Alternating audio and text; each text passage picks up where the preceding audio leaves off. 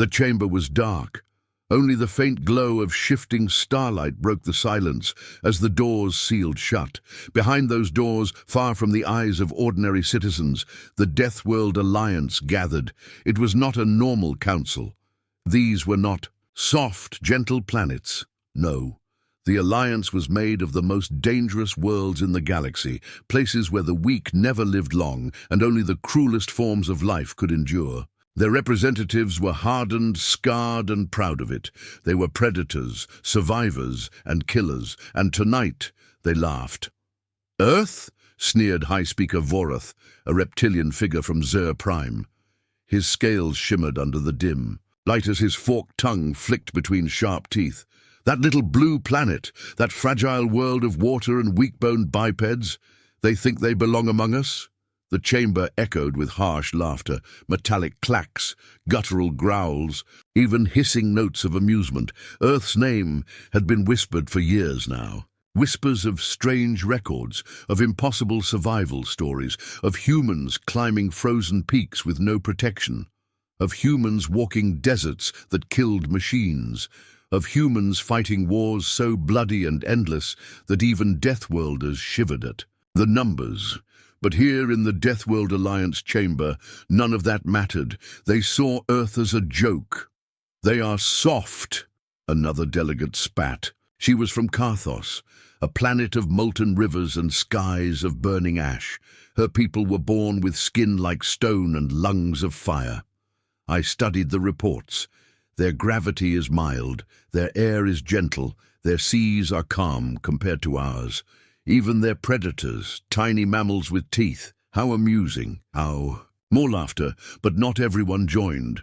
At the far edge of the chamber sat Eldrin, an elder representative from Dryer 9, a jungle planet where every leaf carried venom and every shadow hid claws. His voice was slow, but sharp. "You laugh," Eldrin said, "but why do the humans survive at all? Their world may not match ours in weight or fire, but still... Look at them. They thrive in cold, in heat, on mountains, under oceans. They fight one another as fiercely as any predator. Why are they not extinct?" The chamber quieted only for a moment, then another wave of mocking replies. "Because they breed like vermin, because they are too stubborn to die, because luck favors fools." The laughter returned, but outside that chamber, the rumors kept growing. Whole fleets of traders whispered about human endurance. Soldiers spoke of mercenaries from Earth who refused to fall, even when wounded beyond reason. Explorers shared stories of human climbers who reached peaks that killed drones in minutes. It was not luck. It was something else. And that something else made the Alliance nervous. The humans knew the rumors too. And finally, Earth petitioned. They wanted recognition, a place among the Deathworld Alliance. The petition arrived as a sleek transmission, wrapped in formal language. But hidden in the words was a challenge. Humanity wanted acknowledgement. Humanity wanted respect. Humanity wanted proof that they belonged. And the Alliance hated it. High Speaker Vorath slammed his claws against the table when the message was read aloud. "They dare to demand a seat among us? They dare to claim they are equals to worlds that have burned and bled for millions of years?" One by one, the delegates shook their heads. No, impossible, laughable. The vote was quick. Earth was denied.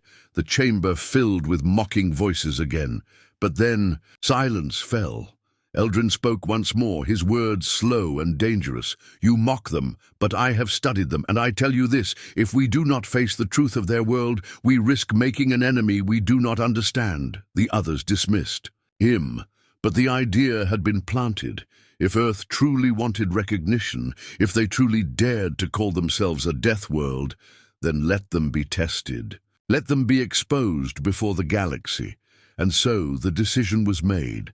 The Alliance would send observers. A team of representatives, each from a true death world, would descend upon Earth. They would walk its lands, breathe its air, taste its dangers. And then they would return with proof that Earth was nothing more than a fragile planet of weaklings, proof that humans were not death worlders, The following days were filled with quiet preparation. A fleet of 6 ships was chosen, each carrying observers and their aides. They would arrive not in secret, but with banners and signals. Humanity would know they were being judged. In the hangars of the Alliance, the chosen gathered. Vorath stood tall, hissing with confidence. When this is over, the galaxy will laugh at them even louder. The Karthos delegate polished her stone-like skin, whispering of how she would mock human fire rituals. Others carried weapons, data drives and tools for analysis. But Eldrin only sat in silence, watching. His eyes held no laughter, only curiosity. Meanwhile, on Earth, the skies were restless. Human satellites caught the first signs of the ships breaking from hyperspace. Signals spread across governments and militaries. The observers were coming. On the streets, humanity wondered aloud. Were they being tested? Were they being mocked? Would this be a chance to prove themselves, or to be humiliated before the stars? Nations argued, but one decision was clear. Earth would welcome them, not with weapons, not with defiance, but with open gates, with courage, with the raw truth of their world. The day arrived. 6 ships pierced the clouds, their hulls gleaming with symbols of alien worlds. Engines howled, casting shadows across oceans and cities. Humans watched from rooftops and screens as the visitors descended. Inside the lead ship, Vorath sneered. "Look at them, crowds of soft creatures, waving as though we come as friends." The Karthos delegate hissed laughter. "They think we came in peace. How quaint." But Eldrin pressed a clawed hand against the window, staring at the planet below. The oceans churned with storms. The mountains were capped with ice. Forests spread vast and endless, hiding millions of unseen predators. And in the cities, the humans stood, small, fragile by appearance, yet their eyes burned with something that unsettled him. It was not fear, it was not submission, it was defiance. The ships descended lower, engines roared, dust scattered across fields as landing gear crushed into soil. 6 great shadows loomed over Earth's surface. The observers prepared to step outside, eager to prove their mockery correct. But as the hatch opened, a hot wind swept inside, carrying with it the distant sound of thunder. A storm was coming. The humans did not flinch. The observers, for the first time, hesitated. The Deathworld Alliance thought this would be simple. They thought Earth would be exposed as weak.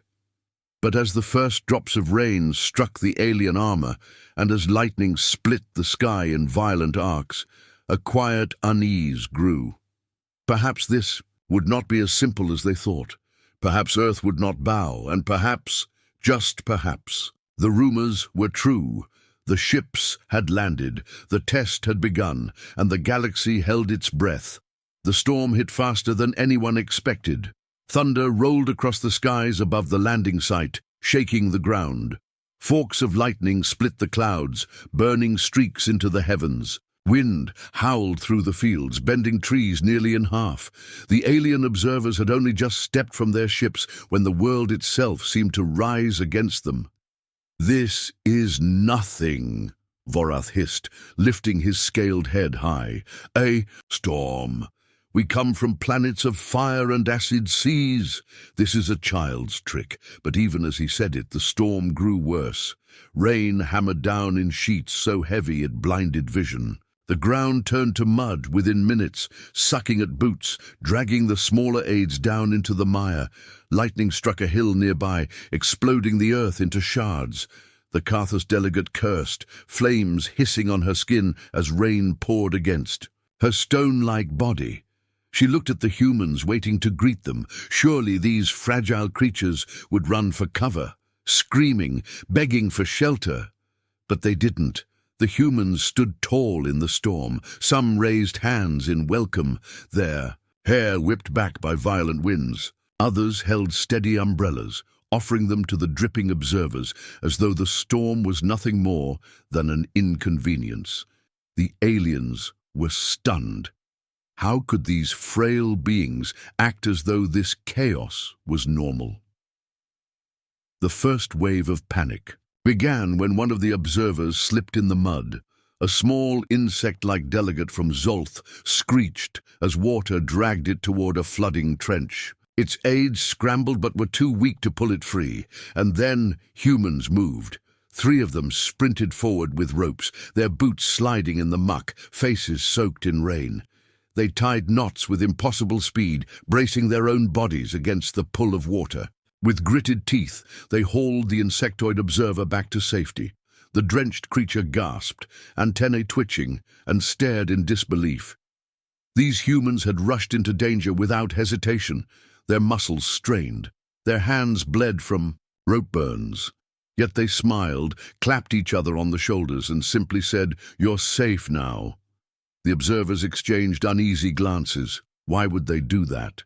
No other Deathworlder would risk themselves for another species, especially not for strangers. The storm worsened, winds screamed like banshees. Trees tore free of the earth, roots exposed like broken bones. The observers fought to stay upright, their equipment crashing down around them. One aide shouted, "Our sensors! The readings are lost! The storm is too strong!" Another yelled, "The landing site is unstable. We must retreat to the ships." But retreat was impossible. The winds slammed against the ships themselves, tilting the massive vessels dangerously on their supports. One craft groaned as its stabilizers buckled, the hull grinding into the mud. Panic spread among the aliens. This planet is cursed. No one can survive here. We must leave before it kills us all. And yet again, the humans did not run. Instead, they organized. Through the storm, the observers watched with disbelief. As humans formed chains, linking arms, passing tools, shouting over the wind. They dragged equipment to safety. They reinforced landing gear with makeshift supports cut from broken trees. Everywhere the aliens looked, humans were moving, adapting, fighting back against the chaos of their own world. It was madness. No species should be able to coordinate in such violence. No species should endure this with such ease. But the humans did. The turning point came when lightning struck one of the alien ships directly. A blinding flash. A deafening crack. The hull split open in fire and smoke. Alarms wailed as fuel cells ruptured, spilling burning liquid across the mud. Flames roared into the storm. The alien crew inside screamed for help, their voices carried out into the storm. As smoke poured from the broken vessel, the observers froze. None of them dared to go near the wreckage. Fire and unstable fuel were a death sentence. But once more, the humans ran toward danger. Fire crews rushed from trucks that had been waiting nearby. Men and women in heavy suits charged through the storm, dragging hoses and axes. Others carried stretchers. Through the smoke and fire, the humans forced their way inside the alien ship. Explosions shook the hull, threatening to bring the whole vessel down. And still, they carried the aliens out one by one. Some collapsed from smoke, others coughed and gasped for breath, but the humans kept going until every last alien was safe. The observers stood in stunned silence as they watched the humans work. Fragile. Bodies, weak muscles, short lives. That's what they had believed, but here, in the middle of a storm that could have killed them all, humans rushed forward again and again, not for glory, not for power, but simply because someone needed help. It was reckless. It was suicidal. It was terrifying. When at last the storm began to weaken, the observers gathered under temporary shelters. Their robes and armor clung to their soaked bodies. Their eyes darted nervously to the humans, who now sat laughing together, sharing food, patting each other on the back as though nothing unusual had happened. Vorath snarled quietly. "They are insane. They treat this chaos as if it is normal." The Karthos delegate shook her head slowly. "No, worse, they have mastered it. They do not fear the storm, they fight it, they endure it." Eldrin, silent until now, finally spoke. His old voice cut through the dripping rain. "I warned you. Their world is not weak, it is alive, it is chaos itself. And yet, they thrive here." The chamber of observers fell silent. For the first time, none of them laughed. Instead, they stared at the humans in uneasy silence, wondering what kind of creatures could smile in the face of a storm like this. Night fell. The storm finally drifted away into the horizon, leaving behind broken trees, wrecked equipment, and soaked earth. The stars shone once again, calm and distant, but in the minds of the observers, the storm had left something permanent, a seed of doubt. If this was only their first day on Earth, what else waited for them? What else would they see, and what truths about humanity were still hidden? The storm had passed, but the silence it left behind was heavy. The alien observers settled into their temporary shelters, their clothes still damp, their bodies still trembling from the chaos of the storm. The humans, however, seemed unaffected. They built fires, cooked meals, laughed loudly, and spoke of the storm as though it had been nothing more than a passing inconvenience. The observers whispered among themselves, "They are reckless. They have no sense of danger." Or, perhaps, Eldrin said softly, "they simply live with danger every day." None replied, but unease lingered in their eyes. Night soon fell. The sun dipped behind the forests, and Earth was swallowed in darkness. Unlike many galactic worlds, Earth's night was deep and suffocating, broken only by the glow of fires and the faint shimmer of stars above. And then came the sounds. It began as a distant howl, long, mournful, rising through the trees. One alien. Aid jumped in fear, his antennae trembling. What was that? Another sound answered, the sharp cry of some winged predator swooping through the dark. Then came the growls, low, deep, predatory, moving closer. The observers froze, their eyes wide. They were no strangers to predators. Every Deathworld had its hunters. But here, on this strange green world, the noises came from every direction. The forest pulsed with life, hidden, stalking, waiting. Vorath spat in annoyance. "Bah, weak creatures, they will not dare approach us." But his words were hollow, because the growls were closer now, and glowing eyes began to appear in the darkness. The alien aides panicked. Weapons were drawn. Scanners lit the night in beams of light. Shapes moved between the trees, fast, silent, circling. Then one of the predators leapt. It burst from the shadows in a flash of muscle and teeth. Jaws wide, claws outstretched. It slammed into the edge of the camp, knocking over crates and sending aides screaming. Vorath slashed with his claws. The Karthos delegate hurled fire from her molten fists. Sparks flew as the beast roared. And then, gunfire. The humans had moved, faster than anyone. In seconds, they raised rifles and opened fire with sharp, controlled bursts. The predator fell to the ground, twitching, blood steaming in the night air. The observers gasped, but before they could react, another predator attacked. Then another. The forest was alive with hunters, dozens of glowing eyes, dozens of shapes rushing. Through the dark, the observers screamed in panic. "They're everywhere. We must retreat to the ships. This camp will not hold." But the humans smiled without fear.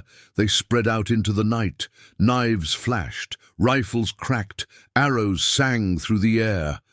Yes, arrows. For some humans had chosen to hunt with bows, grinning as they loosed shafts into the charging beasts. Others fought, hand to hand, tackling predators twice their size with nothing but blades and raw strength. The observers could only watch in shock as fragile humans fought creatures that would have torn most galactic species apart.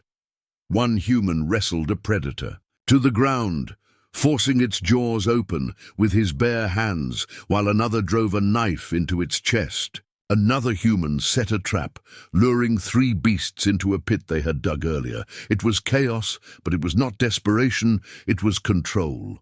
The predators were strong, but the humans were stronger. Minutes passed.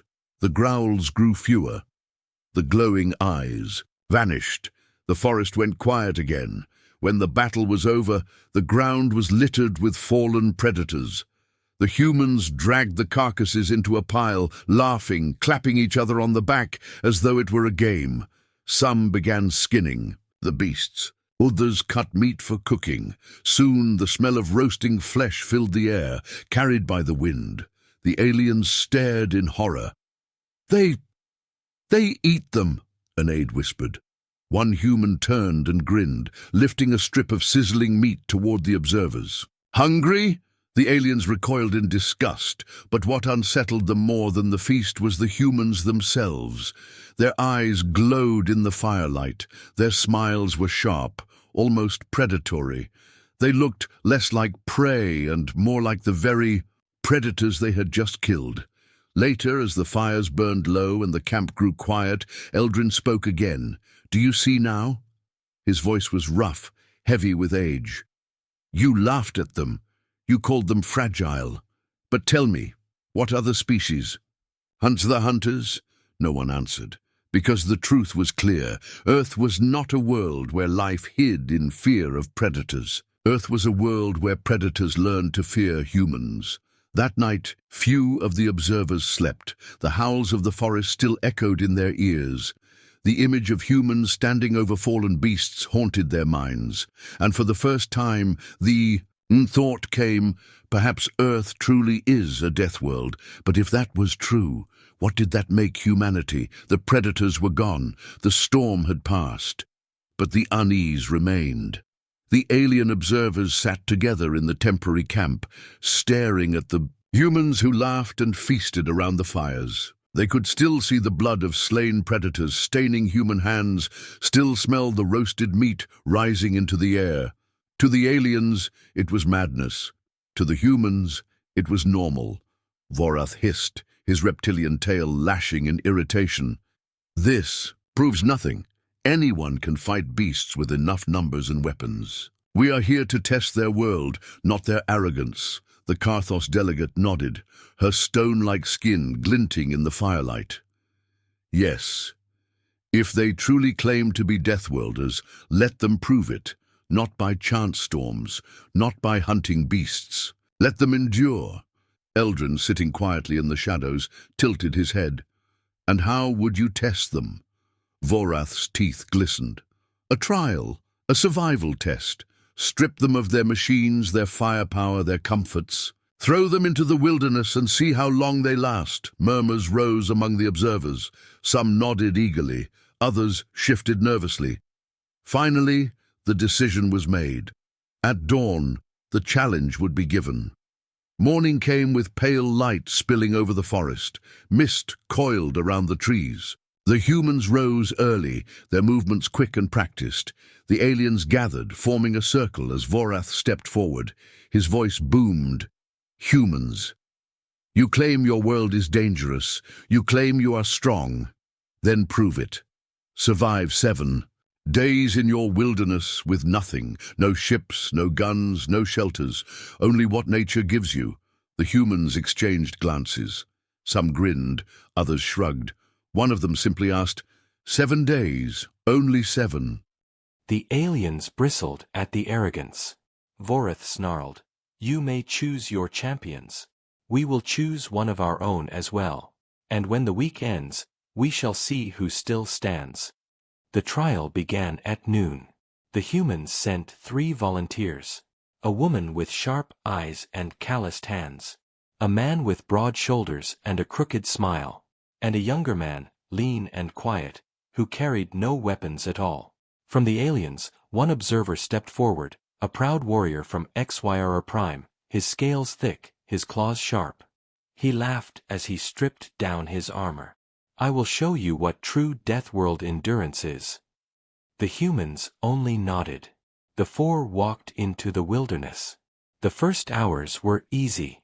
The forest was quiet, the air heavy with damp mist. The alien warrior moved confidently, hacking through brush with his claws. He shouted insults back toward the humans. "You stumble like prey. You walk too softly. You will not last a day." The humans said nothing. They only watched. The first test came with hunger. By evening, the alien was weak with thirst and rage. He tore apart plants, biting into leaves only to spit them out, foaming from the toxins. The humans, however, moved carefully.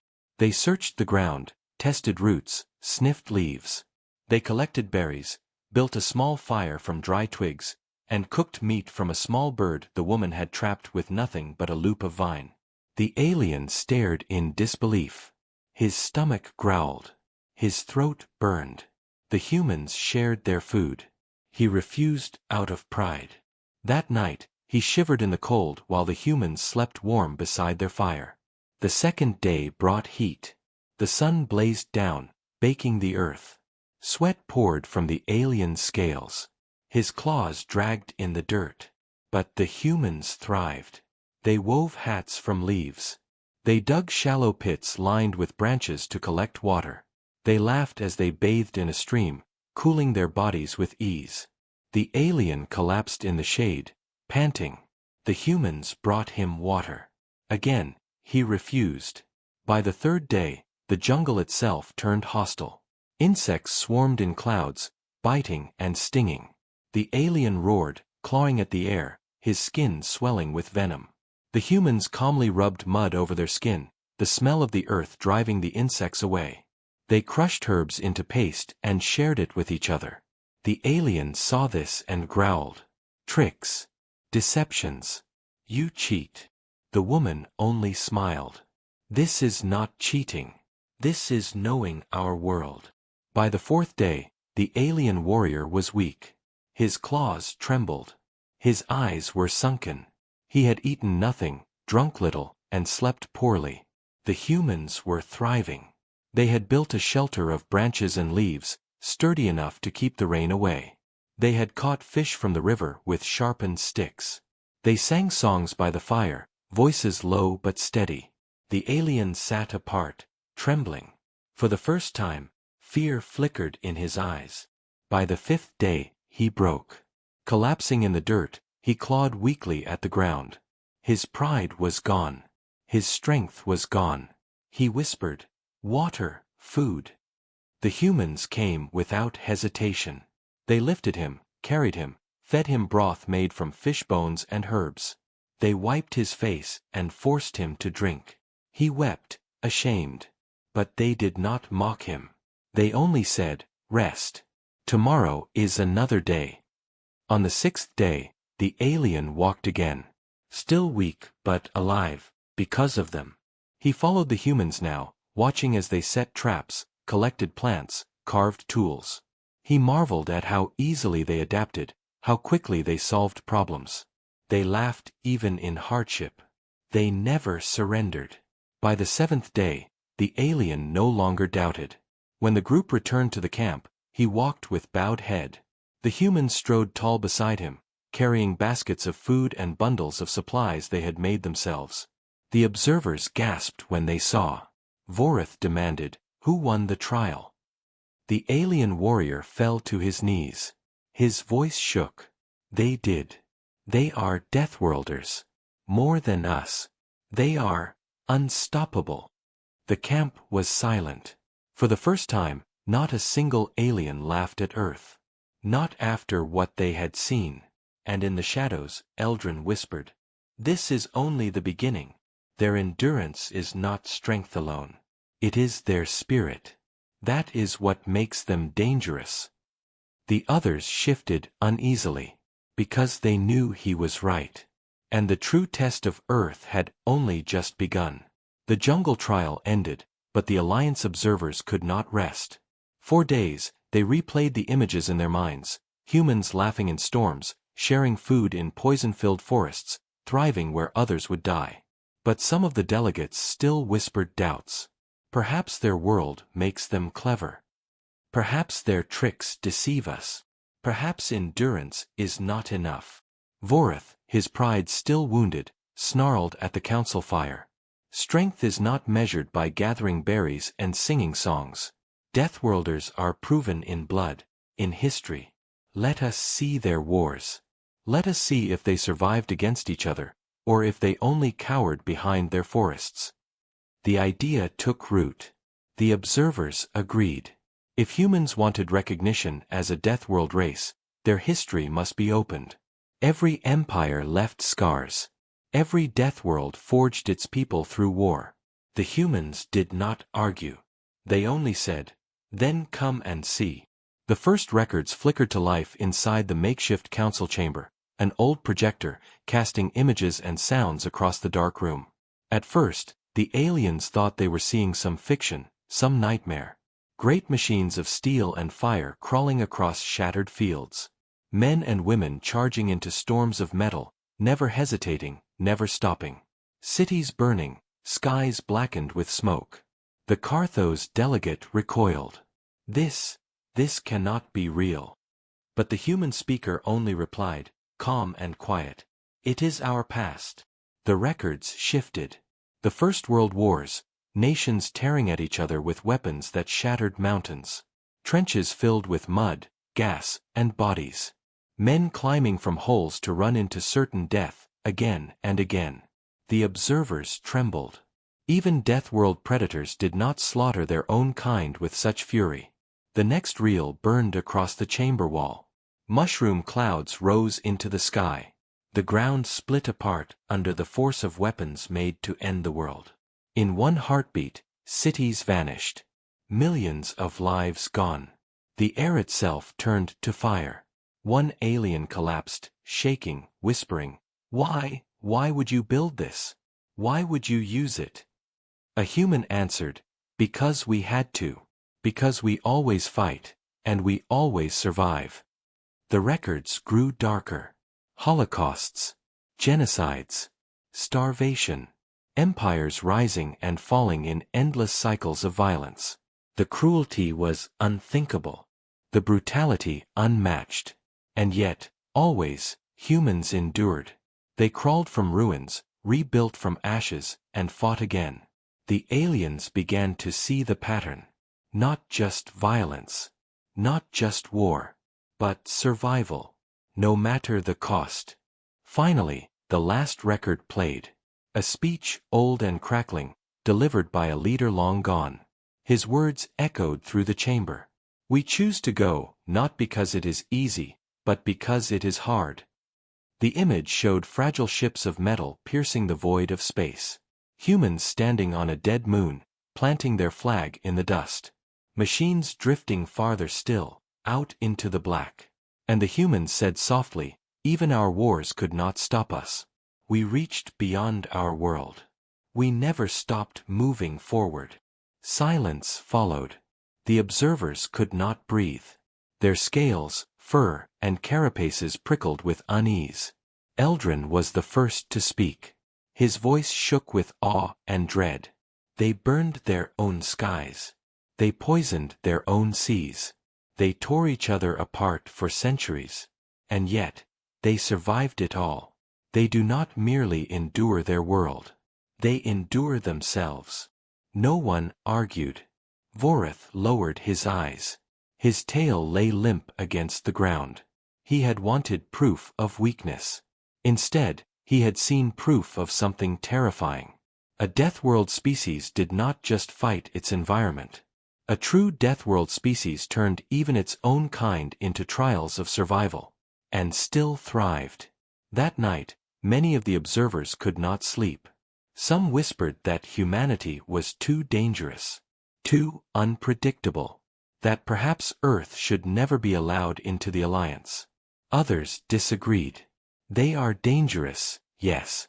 But what they have suffered, perhaps they are also what we need. A species that never surrenders. The debate raged into the night, but one truth hung heavy over them all. Humanity's history was darker than any storm, harsher than any predator. And the galaxy had only just begun to glimpse it. The skies darkened like an omen. From the horizon, a wind rose, carrying the taste of rain, salt, and something electric.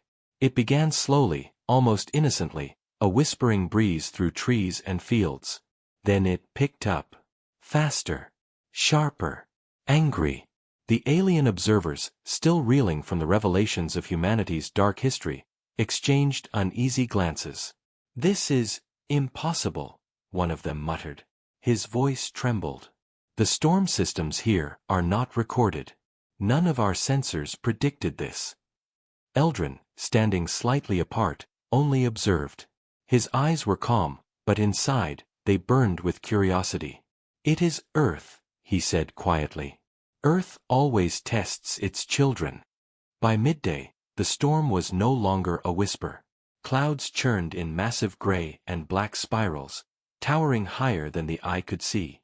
Lightning split the sky in violent forks. Thunder shook the ground as though the planet itself were roaring in anger. Torrential rain fell in sheets that swept across forests and cities alike, flooding rivers, ripping soil, and toppling trees. The observers panicked. Ships rocked violently at their landing sites, some tilting dangerously in mud and water. Sensors went haywire, scanning instruments fried by the electromagnetic fury above. "This is not just a storm," Vorith hissed, claws digging into the wet metal of the observation deck. "It is a weapon. Earth has turned on itself." The Carthos delegate barked in disbelief. "Impossible. Even Deathworlds cannot create this much chaos in their own systems." Eldrin tilted his head, watching silently. The humans, however, remained calm. Even as the first waves of water threatened streets and fields, the humans coordinated. They wove barriers from sandbags, wood, and steel. Emergency sirens blared. Vehicles moved through flooded streets, rescuing stranded citizens. Rescue crews waded into rushing rivers, carrying children and the elderly to higher ground. The observers stared in disbelief. Machines were destroyed. Roads were swallowed by mud. Entire neighborhoods were unrecognizable. Yet humans continued. They did not panic. They adapted. They thrived. Voritha's claws raked his scales nervously. They cannot survive this." A bolt of lightning struck a tall tower near the river. The structure groaned, its steel twisting like paper. Observers screamed, certain lives had been lost. But from the wreckage, humans emerged carrying survivors. Children, injured adults, even pets. They moved with speed and precision, almost surgical. No hesitation. No fear. The alien delegates whispered among themselves. Why do they not falter? They are stronger than their world. Stronger than us. Eldrin remained quiet, but his gaze sharpened. He was beginning to understand.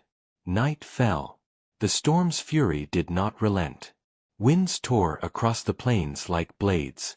Torrential rain cut across streets, flooding entire city blocks. Rivers broke their banks. Lightning struck again and again. The alien observers huddled inside temporary shelters, wet and shivering, helpless.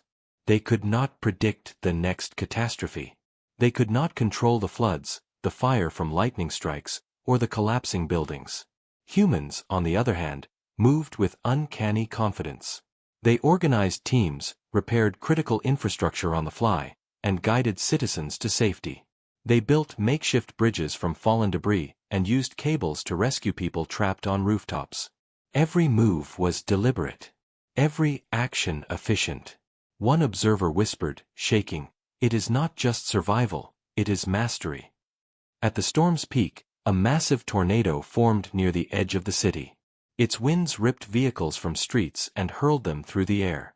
Entire trees were uprooted and flung like sticks. Observers cowered. And then they saw it. A group of humans, armed only with ropes, axes, and sheer determination, approached the tornado to save a trapped community. The wind tore at them, lightning struck near, rain whipped them like knives, yet they continued. With every swing, pull, and push, they moved lives to safety.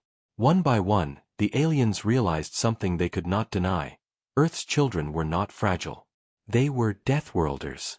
And they were terrifying. As the storm began to wane, the observers surveyed the aftermath. Homes were damaged. Streets were destroyed. Forests were flattened. Fires burned where lightning had struck. And yet, no human life was lost. At least, not in the numbers that would have been expected on a weaker world. The Carthos delegate shook her stone-like head. Impossible. They rebuilt as the storm raged. They should have been extinct. Eldrin's eyes glimmered. They were tested by Earth itself, and Earth did not destroy them. It shaped them. Every storm, every predator, every hardship, they endure. That is the truth of their world. Vorith could not hide the fear creeping into his voice. If their world creates them, then what happens when they bring their world to ours? The thought lingered over the council. The implications were staggering. Even in the quiet after the storm, the humans did not stop. They repaired bridges. They tended the wounded. They salvaged supplies. Their laughter returned, faint and quiet, like a beacon amid the devastation. The observers realized then, the humans had been forged by not just storms, but by catastrophe itself. They survived not because they were lucky. They survived because survival was their nature. They thrived because chaos had taught them how. And the aliens were powerless to stop it. The storm was over, but the reckoning had just begun. Eldrin whispered to himself, almost a warning, almost a prophecy. This is only a glimpse. The galaxy has yet to see what humanity can truly endure, or destroy. The rest of the observers did not reply. They could not. For the first time, fear had replaced arrogance. Earth had proven one undeniable truth: it was no longer just a world. It was a crucible. And humans were its ultimate survivors. The chamber of the Deathworld Alliance was darker than usual. No laughter. No arrogance. Only uneasy murmurs. The delegates shuffled, glanced at each other, and avoided the eyes of the elder observer, Eldrin. For the first time in history, the Alliance was uncertain. Earth. That tiny, seemingly fragile planet. The one they had mocked. The one they had meant to ridicule. Now, they feared it. Vorith paced at the head of the chamber, claws clicking on the stone floor. His scales were darker than usual, reflecting the cold light above. They endure everything, he growled. Storms, predators, starvation, chaos of their own making, and they survive. More than survive, they thrive. I have seen it with my own eyes. A delegate from Carthos, stone-like and silent until now, spoke slowly, her voice echoing in the chamber. They did not just survive the storm, Vorith. They fought the tornado, and rescued those who could not save themselves. No Deathworld species could endure that with such precision and coordination. Another delegate, from the molten world of Pyrrhus, banged a fist against the table. We must vote. The humans either belong, or they do not. And if we deny them, we risk making an enemy we cannot contain. The chamber fell into tense silence. The vote was announced. Every member of the Alliance would speak, one by one. Vorith rose first.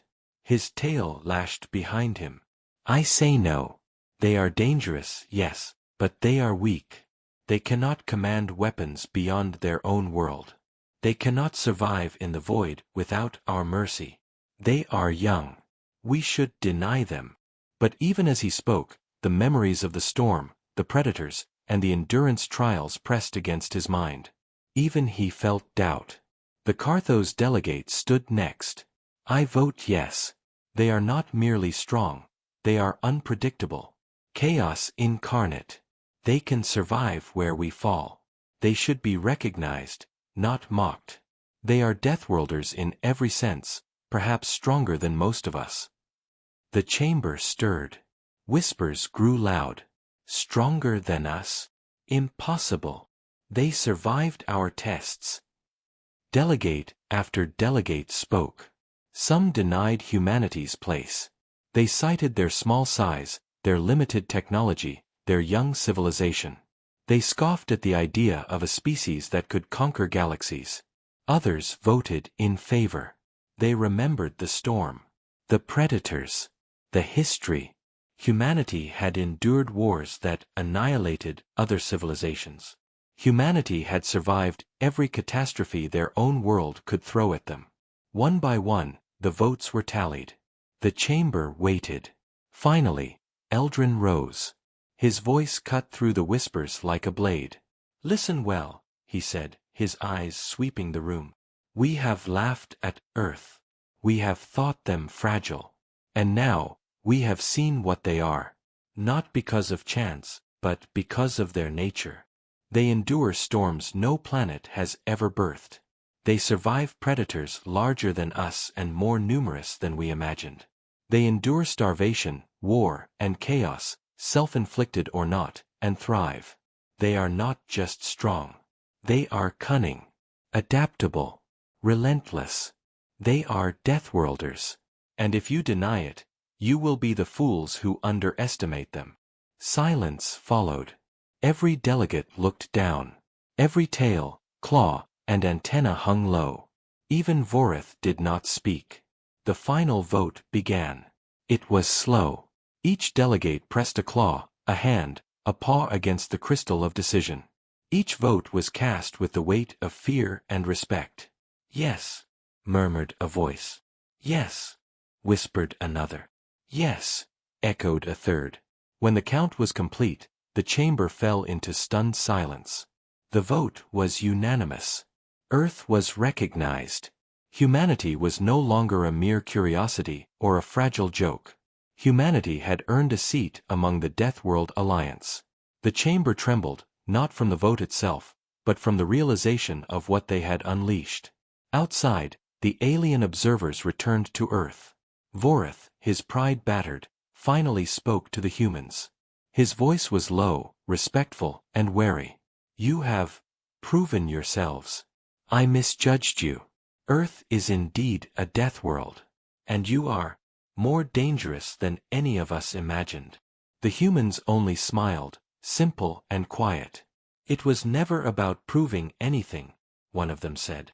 "It is about surviving, and helping those who cannot survive on their own." The alien observers could not respond. Pride, fear, and awe battled inside them. Eldrin, standing apart, whispered to no one in particular. "The galaxy thinks it rules. The galaxy believes it understands danger. But humanity is the storm that no one predicts. The predator that hunts its own, the world that shapes its people into the ultimate survivors. And this is only the beginning." The observers looked out at the horizon. Cities glimmered under the evening sky. Forests stretched endlessly. Oceans roared. Mountains pierced clouds. And somewhere, in the distance, stars awaited humanity's reach. The vote was complete. Fear had been acknowledged. Respect had been earned. And the alliance would never be the same again. Because the galaxy had just learned the first rule of dealing with Earth. Never underestimate a human. The galaxy held its breath. News of the Deathworld Alliance vote had spread faster than any signal could travel. Worlds that had once laughed at Earth now trembled in fear. Humanity, once considered a fragile, insignificant species, was officially recognized as a Deathworld power.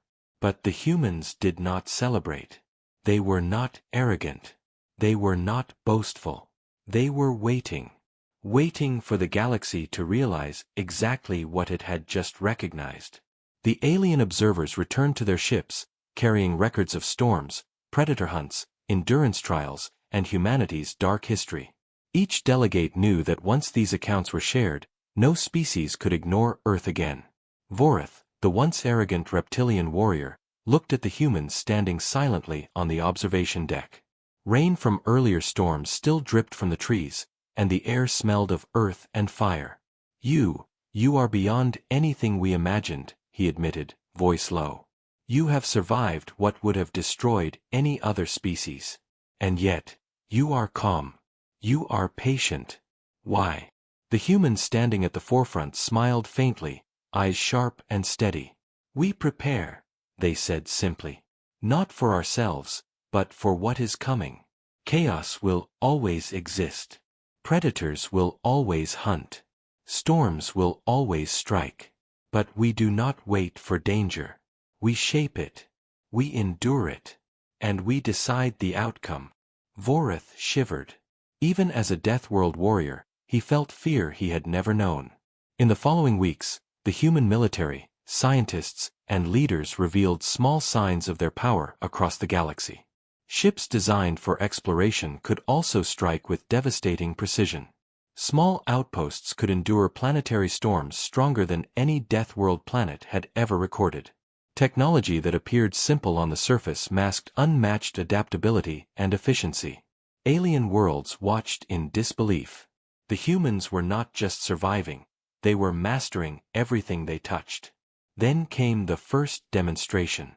A rogue fleet of Xeran raiders had believed they could intimidate Earth, as countless species had before. Their ships, enormous and armed with plasma cannons, entered orbit, expecting little resistance. They were wrong. The humans responded with speed and precision that no galactic species could match. A single fleet, seemingly ordinary, split into thousands of smaller ships. Some feinted attacks. Others disabled communications silently. Humans boarded raider vessels with calm efficiency, neutralizing the threat without losing a single civilian ship. Vorith, watching from a distance, muttered, "It is impossible. They are everywhere, and nowhere at the same time." The Carthos delegate nodded grimly. "It is the culmination of their endurance, strategy, and spirit. They are not just a Deathworld species, they are the apex predator of the galaxy." But the final revelation came not from war, but from diplomacy. The Alliance, still uneasy, sent envoys to negotiate. They expected humans to be aggressive, to demand submission or tribute. They were prepared for violence. Instead, the humans offered a simple choice. Respect our world. Respect our species. Recognize our place in the galaxy. Or leave. No threats. No arrogance. No empty words. And yet, the weight behind the words was undeniable. It carried the strength of storms survived, predators conquered, wars endured, and centuries of chaos mastered. The alien delegates understood, deep in their cores, that resistance was meaningless.